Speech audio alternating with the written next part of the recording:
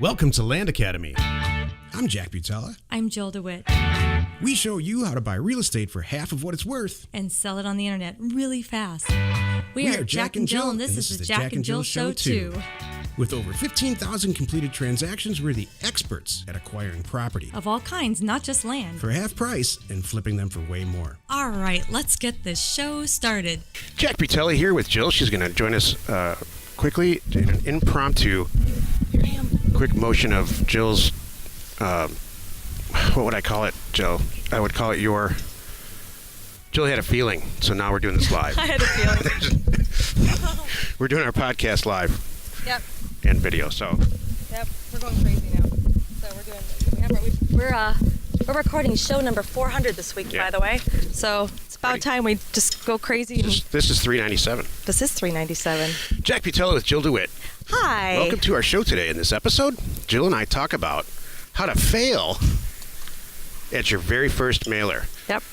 It's interesting that this came about because some people think that they're failing, but they're not. The vast majority of 99.999% of us are doing fantastic at this. There's a couple people that are having some issues, so we decided to do a whole show on it just to help them out. So this is how you fail at your first mailer. Yeah, we'll help you with that. Before we get into it, let's take a question posted by one of the members on landacademy.com. It's free. Okay, cool. All right. Luke asks this question. I hear people talking about segmenting their buyers' lists all the time, and I figured I would do it too. But then I got to think about it and wondered why it's really that important. I have properties for sale in Oregon, Virginia, and North Carolina, and I figured I would segment my buyers' lists by state to start out. Wouldn't you want to get as many eyes on each email as possible, though? I'm on the buyers' list for other land flippers who have their buyers list segmented by state, and I don't like it. What makes it hard? It makes it hard to make sure I'm getting the emails for all the properties they have available. For the seller's end, it seems like a lot of trouble with no real reason. What do you think? This is a fantastic question. This is a long, good question. It is a long question. And what he's getting at is when a buyer logs onto a website to take a look at a piece of property, I don't care if it's an apartment for rent, a house to potentially buy, an apartment building, or in our case, land. Mm-hmm. Everybody looks at it differently. It's everyone. I love to look at property based on price per acre. Right. And I love to look at houses and apartments based on price per door or cap rate, and houses price per square foot. So, and then it all doesn't matter. None of it matters unless you can see it on a map. Exactly. What it's in, what it's in relation to. Is it close to the ocean? Is it close to the mountains and on? Right. Is it in the right school system? So to answer your question, Luke, you got to give it to them every single way they want it. You need to have the buyer decide how they want to review the real estate you have for sale. Right. And if you're seeing a trend, the reason that you're leaning toward it doesn't matter to sort by state. Right. The reason you're leaning toward that is because you're probably doing it correctly. You're selling property to wholesale. Or you're selling it to wholesalers. You're wholesaling it out to people who are going to resell it, and they're buying it solely based on the numbers. Price. That's the right way. And that's great. I mean, those are the absolute. That's the exact customer that you want to attract. Exactly. So, if it's not, if you don't have the technology, fortunately we do at Landpin, we do this for you. So the buyer, not at this exact moment, cannot do that, but we've got people working on it to expand that functionality. So exactly. But if you, to wrap it up, if you're seeing a trend, and you are, that your buyers are looking at the property based on price, then give it to them that way. Right. An unintended consequence is that if someone logs on and takes a look at your property and they don't like the way that they can see it, it's not for them. Exactly. They're not the right customer for you. That's very true. I know for a fact, Luke, this guy sells 50, 60 properties a month? I think it's the other Luke. Oh, okay. we have several Lukes. Oh, I know who this is. Yeah, sure. Oh, I mean, as well. But they're both rock stars. They're both killing it. Yeah. I know. Yeah. Yeah, we probably have other Lukes that we don't even cover. Luke 2's not. He's just not in. He hasn't been in it as long as Luke 1. Right. But he will be. It'll work. It's a working. Luke thing. Hey, if you have a question or you want to be on the show, reach out to us on the landacademy.com. Yep. Today's show is called How to Fail at Your First Mailer. why the hell would you put, this is Jill, I'm saying what Jill's thinking right now. Why the hell would you put the word fail in a title? I actually, you know what's funny? You think that I hate all the negative words, but I particularly like this show. And I really like it based on the stuff that we talked about when I got back in town from New York the other day, about some of the conversations that you had with people last week, and some people that are frankly doing it wrong. Yeah. And I think it's important to talk about. So I actually like this, and I'm all in. I have some good things to share about why I think Go ahead, lead it some off. people are failing. And so I will happily share what I think. My number one thing that I think people are why they might be failing in their first mailer is that they are sending offers. Let me back up. So what our members are doing, our people are doing, we're teaching them how to send real offers to sellers that they have targeted that might be receptive to these offers to sell their property. Great. Yeah, they're owners. They're owners. Unsolicited offers in the mail. Mm-hmm. To people with property that they've identified that they want and all that good stuff. So anyway, I think for me the number one thing is that some people are sending offers that are unrealistic and sometimes even less than $100, and that really bugs me.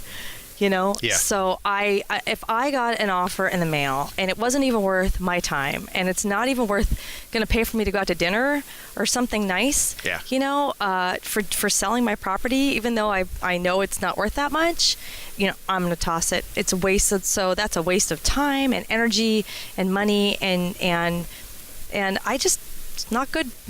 What Jill's saying is they're not pricing it properly. Yeah. What they're doing is seriously bottom fishing, just to see what's going to happen, and then they wonder why it doesn't work. So exactly. What happens in our group is we use a tremendous number of statistics and characteristics to identify what sellers are maybe logical sellers. Assessed value, land value, improvement value, a lot of pretty sophisticated stuff. Right. That's why it works, and that's why our members who methodically plan out an offers to owners campaign, why it works. Exactly. We have a couple people in our group who are not thinking it through. They're just slapping it together and sending out offers for like $50. Right. 50 or 80 or even $10. I mean, it's just, and then they're wondering what the hell. Why? Wonder why no one bit. Well, So, I would go, you've got to be kidding me. It's not worth my time to even open the mail. I mean, to get back to answering the question of the title, I mean, how to fail at your first mailer campaign, number one is price it improperly. Right. That is absolutely the single biggest factor. Thank you. For why this fails. Yep. You have to price it properly. You would never send, speaking of New York, like yesterday, Right. you'd never send an offer out for $1,000 to buy a skyscraper and expect someone to sign it. That's like $10 for a piece of property. That's silly. Yeah. Right. So you really need to methodically price it. And for instructions on how we price property, just go over to Land. It's beyond the scope of this live event here. How we price it is explained in great detail on Land Academy and Success Plan. Exactly. You want to hear my second one? Yes. All right. So my please. second one is not being ready. Another way to fail is not being ready and have some cash on hand to act when these offers come back in. You don't just plan to what we call option them, which is option the property, like, hey, I want to buy. I'm agreeing to buy it at this price within 90 days because the person really doesn't have the cash or whatever circumstance. You want to have cash on hand. And I tell people this, you want to be properly prepared. Exactly. You want to follow whatever you're promising in the offer. Yeah. Close by this date, this amount of cash. Yeah. Be able to follow through. Exactly. And be able to return the call. Exactly. That's my number two. Is you're just not prepared when you send the offers out, regardless. Let's say maybe you even did price it wrong. Let's assume you priced it right. Right. You're going to get a lot of calls back. Exactly. And you're going to get a lot of people sending stuff back in the mail signed. Yeah, and they're excited and ready to follow through. And if you can't do that, that's poor planning. Yeah, and then you wonder why you didn't buy any property. So right. That's fantastic. Exactly, Jill. Thank you. And then another reason that people fail at their first offer is because they test it. They send out 400 or 500 offers. They don't do the homework on where they should send it. Bingo. We send it to relatively rural areas, right, and scrape the bottom price-wise. I don't mean 25 cents price-wise. We logically price Do you know it. what's but funny? We say scrape the bottom, but it's really not scraping the bottom. Even though we say that, we do send legitimate. It's 20 to 40% of retail. Yeah, I mean, but they're reasonable offers. Yeah. So. And we have a bottom. I mean, I never sent an offer out ever under any circumstance with a dollar amount less than $500. Right. So let's be cool. But you just tapped into my third one. Oh, good. Okay. Which was I thought you were. no, and it was good. So my third one is, when you say test the market. You said, how do your homework kind of thing. And my thing is not having any education, meaning not doing your homework, not thinking about this, not putting a lot of thought into this. You don't have to be in our world. There's lots of ways around there that you can learn how to do this. A lot of people are listening to our show and are doing this, and they're not in our world, and we're helping them, and I love that. So spend some time on this. Learn about this. Make sure you're doing it right, because if you don't, you're wasting your time, you're wasting your money, you're wasting your energy. Well, you get frustrated, Yeah. You want to succeed. I really, Bigger Pockets, which we have no affiliation with, is Right. packed full of frustrated new real estate investors because nobody's giving them good advice. Right. Buying a house and renting it out is maybe one of the most difficult, set yourself up to fail ways to invest in real estate. Especially for a brand new. Yeah. People walk in thinking, brand new, I can do this. No, there's a lot to it. Learn from somebody else. It's not hard. Mm-hmm. It's methodical. It takes some patience, and you have to plan. Exactly. You need a website for people to go back to when they get that letter to check you out. Right. It's the same way that you buy anything, right? You don't. Well, most of us don't. Exactly. If you're under 40, you wouldn't even think about buying anything before you did a little bit of research on your phone to see if it's priced right or it's the same way with real estate. Wait, back up. If you're under 40, under 40 or over 40? Under. If you're under 40, because they were born with a used to silicone chip in their mouth. Oh. But they're what? They're not looking at Consumer Reports. I can say that. So what? Oh my God! If you're under 40, there used to be this thing called Consumer Reports. I'm like, where are they doing their due diligence? Do they think they really do that? I don't know. Now I have a question about that. Before you went to buy a car, you used to go to Consumer Reports and see what the guys on the test track. Or Car and Driver. Now you just go to Amazon and you get the truth in 13 seconds about anything. I do that. Well, that's my question. I'm curious if the under 40 crowd does that. I hope they do. I do look for the reviews. Make sure it's highly reviewed, all that good stuff. But I don't know where we went on that. But anyway. Every time I'm in Best Buy or Fry's Electronics, everybody is standing there looking at a product on a shelf, but they're standing there looking at their phone. I thought they were trying to price beat it, though. Yeah. That's what I'm doing. Well, just seeing if it works, Exactly. Well, that's true. Yeah, I am looking at the reviews and I'm going, look, it's $5 cheaper and it's free if I do it on Amazon. So I often do that because I don't want to take it. I don't have to carry it around. It's all good. So another mistake I see people doing with offers to owners or sending offers to owners is licking the envelope and putting a stamp on it. So thank you, Jack. While it seems that's like you're saving money and time, you're not. You need to find a bulk mail company that runs the addresses through software. Right. And handles all of that for you. It's way, way, way cheaper, and you don't buy a printer and all that stuff. I mean, it's just not to mention the fact that you're going to get a bunch of properties. You're going to get a bunch of letters back that's return to sender because the addresses aren't any good. True. With the bulk mail, you got to run it through some software and they scrub it. They get that bad stuff out of there. They make sure it's deliverable. Oh, there's so many ways that saves money. You're right. So. And then finally on my mental list of how to fail at this is to use a list. Oh, that's true. I like that. Hey, you need to tap into a database and create. See, here's the thing. Here's a problem with the list. Just kidding. Yeah. Number one, you don't know how old or new the data is. Right. That's a problem. But the real problem is that you don't know if they're logical buyers. So let's say you somehow pull a list. You go to the county and you get a list. You pay $50. They send you a CD like it's 1984. You put it in the computer and you pick out 50 people that you want, or 500 or some number. Let's say you send it to all of them. Right. What you're doing is you're not scrubbing the data and using assessed value and a bunch of other statistics to logically make a good decision about, who should get an offer. Exactly. You're spraying the whole thing. You're setting yourself up to fail is what you're doing. So I love you have the best little things that just come out. Spraying the whole thing? Yeah. Don't even gonna go there. Don't. Oh my gosh. Just pass on. Keep going. Just keep going. Just the things that you think that I come up with the funny things, but it's really you. So that's good. If you're methodical about this and you take some time and care about it and treat it with the respect that it deserves, you're going to make a fortune. Yep. That's the thick of it. Yep. But good. if you just flippantly slap it all together and just to see what happens, it's not going to work. It's not going to work. You How's just that wasted. for simplifying it? I know, and the big picture is we don't want you to be discouraged. We want you to succeed. Yeah. So that's why we're doing this show. We don't want you to fail. We want you to know what you need to do it right, and we want you to have some success. And we want you to there's going to be little things that you'll goof up on, but you'll recover and you'll go, all right. I forgot to take that out of my when I was scrubbing down my data. Now I'll remove that, or now I'll add that in because that would have been something that would have made my offers better. Right. So we want you to succeed. We want you to get some good properties out of it and make some money. So before you send that mailer out, go on to Success Plan and ask a million questions. So all of our members are there. It's totally free.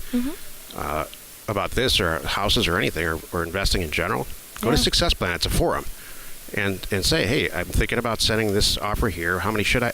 Am I making a huge mistake? Exactly. If you're a member, I'll personally, on Wednesday, you can schedule a call. I will personally go over with you live on the, love that. on Skype, and we'll look at your spreadsheet together and price it. And every Wednesday, my schedule gets packed. Yep.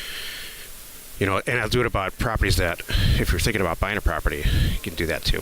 Yep. If you're a member. I love that. Jack will actually go into your, you can share with him your spreadsheet, and he'll actually go in and say, here's how, I'll make another column right here, and here's how I would price it. So, I mean, that's priceless information. Here's some good stats. Jill and I have sent over 2.4 million letters out. I checked.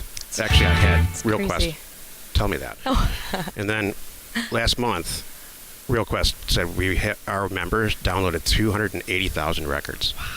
So this is working. It's working. We sent out, I don't know, I think our letter company, bulk mailer company, where we get a huge discount, said it was the first month we've used them, and we sent out 40 as a group. Wasn't even a full month. 65,000 letters. Yeah, it was it wasn't even a full half month. of February when we started this. I mean, that's a lot of mail. Just quickly throwing it together. January, sorry. Yeah, that was not very many people, and that was a lot. That was really good. I'm excited to see the stuff. Yep. Cool. Join us in another episode where Jack and Jill discuss how to use information that's me and inspiration that's me to get just about anything you want. We use it every day to buy property for half of what it's worth and sell it immediately. You are not alone in your real estate ambition. I wonder if anybody's watching this at all. I have no idea.